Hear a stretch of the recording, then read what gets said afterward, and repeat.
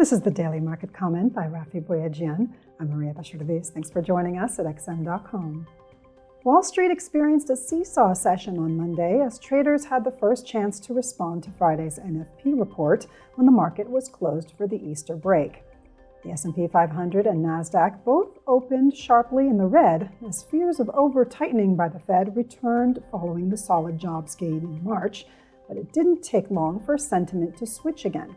The S&P 500 managed to reverse all of its earlier losses to finish 0.1% higher. The NASDAQ composite came just shy of closing flat.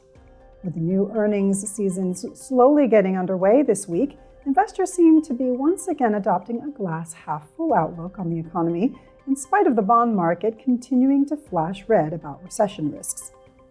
Moreover, markets will first have to digest tomorrow's CPI numbers out of the United States, as any element of the report that comes in hotter than expected could push up Fed rate hike expectations even higher. The odds of a 25 basis point rate rise in May have now risen to above 70%, while expectations for rate cuts have been scaled back slightly. A number of regional Fed presidents are due to speak later today, and the danger is that they will play down the impact of the banking episode as they emphasize that the job of fighting inflation is not done yet.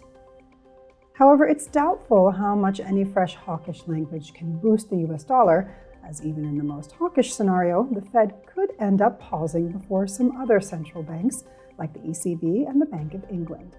Unsurprisingly, the euro and pound, along with the Swiss franc, are the best performing major currencies this year.